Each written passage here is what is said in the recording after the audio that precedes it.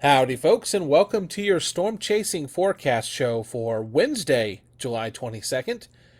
You have probably noticed that I am flying solo today, and originally I was not even going to do a show. We thought that this setup seemed low end enough that we could just take a day off, but there was one particular thing that stood out to me when I was looking this over, literally like midnight when I finally gave the setup a second glance, and I thought it was important enough for me to record one of these real quick to bring all of you who might be considering storm chasing a little bit of a cautionary tale, so to speak. So we will dive into that in just a second, but before we do, just want to remind you folks that this lovely app that you're looking at on your screen right now is the Weatherfront browser app. It has every single feature you could possibly imagine, all kinds of amazing stuff that you can fool around with. One of those features I'm going to share with you here in just a second, and you can check it out at the link in the description. If you purchase a mobile subscription, you actually get the browser version right along with it. I think it's like $9.99 per month, plus there's a 7-day free trial. So definitely down in the description, go and check that out.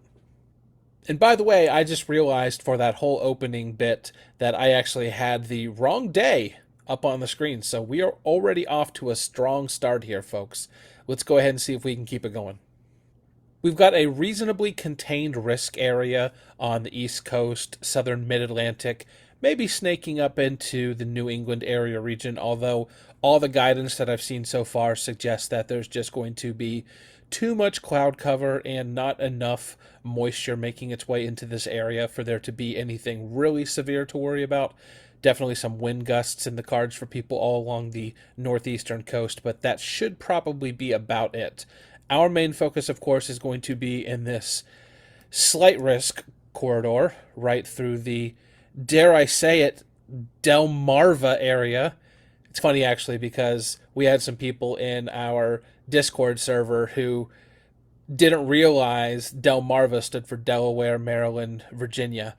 And I didn't even know that until very long ago either, so I can't really talk trash, but I thought it was funny, and now whenever I see the Delmarva area, it always tickles me pink. Little baby 2% tornado risk here, and I think the area that we are likely to see tornadoes, or at least that storm chasers are going to be able to see tornadoes, is probably even smaller than this. This whole area right here, you're not chasing storms in. You're probably not going to be up in this region either unless you happen to live right there, because this is just a lot of difficult terrain to be traversing if you're trying to storm chase. So realistically, this is probably the area that people are likely to be chasing tornadoes, and it definitely is going to come with its own set of challenges. Let's first take a look at our upper level winds all the way down to the surface, and you can see we have similar to the same regime that we've been dealing with for a while now. You zoom out and you see this big blocking pattern, don't call it a heat dome, out over the western portion of the US, and then just this massive, big, beefy, crashing trough coming down through the top portion of that ridge with some excellent northwest into westerly flow. And that's probably the first thing that stands out to me about this setup is, whereas the last few setups we've had in this general area of the country, we've had shear vectors that are a little more northwesterly oriented.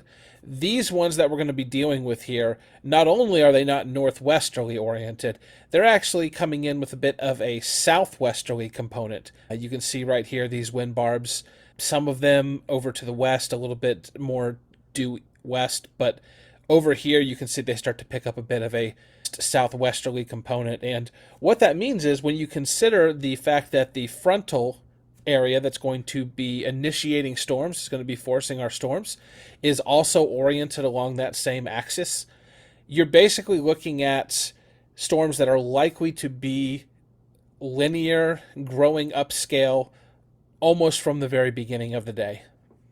So we definitely have enough shear coming through at the 500 and 700 millibar levels.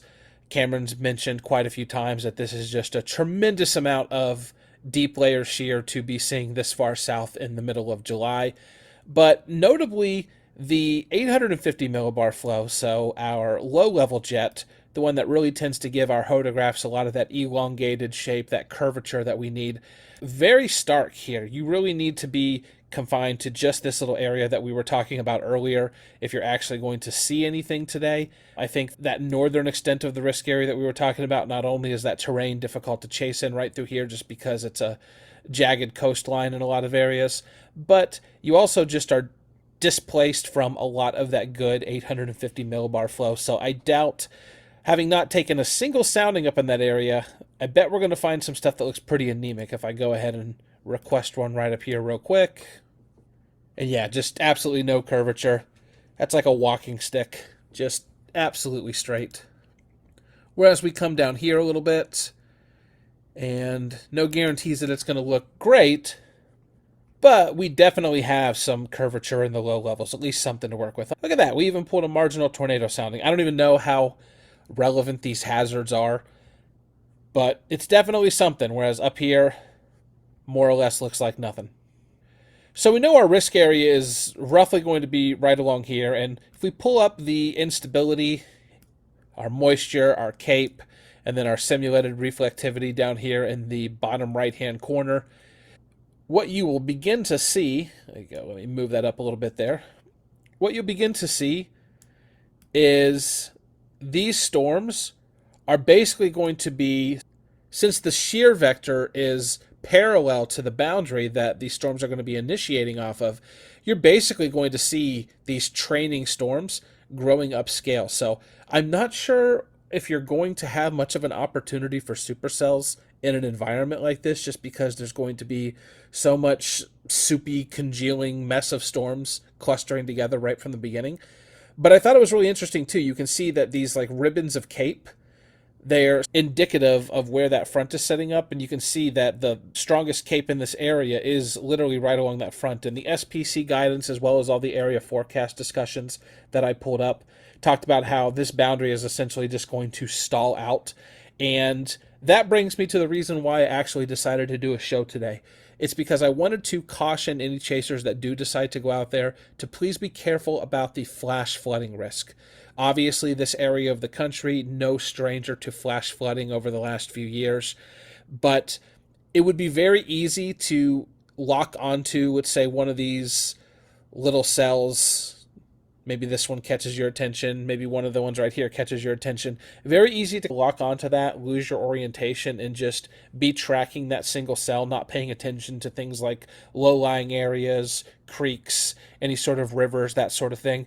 And once that happens, it can swell very quickly. I'm sure you guys have seen video footage of what it's like when you're in a flash flood area, but it doesn't take very long. We're talking 10, 15, 20 minutes, and you can have sometimes even tens of feet of water swelling up around you. So the biggest thing to caution isn't even the storms themselves, it's the byproduct of the storms, the flooding, and paying attention to the geography that you're in. So if you are going to chase, especially in an area that you don't know very well, I think it's super important that you take a look at a satellite map. You maybe identify where there's going to be low-lying areas, you try to identify where there's maybe some creeks, and maybe you choose to stay away from places like that. And if nothing else, just keep an eye on the sky and make sure you're not putting yourself in the position where you're going to be getting hit with wave after wave of these training storms that are coming through. Again, just to show you, you see these storms, they just initiate off that boundary starting at 7 or 8 in the morning, and man, they just keep chucking along. It's just that same area getting hit all day long, over and over again, by all of these storms. So stay safe out there, folks. Check the description below if you're interested in going on a storm chasing tour in 2027. I would really love to see you guys out there. Best price in the industry, and we will be back very soon with another forecast show for all of you. Take care. Remember to check out those links in the description below, and then watch another video.